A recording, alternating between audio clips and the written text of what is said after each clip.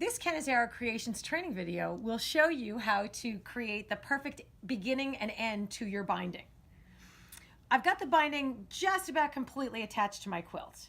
When I started sewing my binding on, I left about a foot of binding here and then just started sewing. So you can see I went around my quilt and I went all the way around and I came over to the other end and I've stopped here.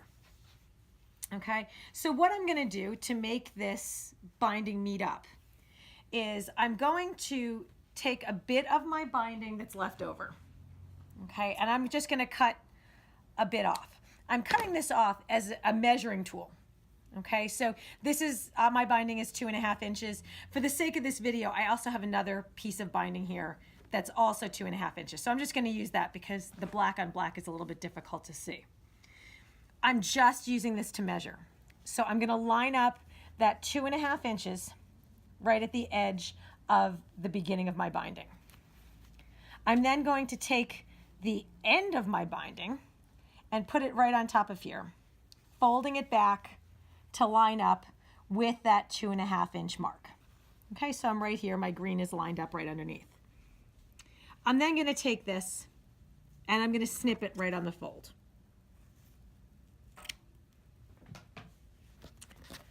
Can move that away and I can get rid of my measuring piece. Now I'm going to take the end of my binding and put it fold up and the beginning of my binding and put it fold down. Okay, so I have to squish my quilt a little bit here. And what I'm going to do is line them up, and I can throw a pin in here if I'd like. And you want to line it up right at the edge. So my black edge with the black edge, and I'm going to sew right along that line as if I was sewing pieces of binding together. Once I sew them together, my binding is going to be the perfect length to finish sewing to my quilt.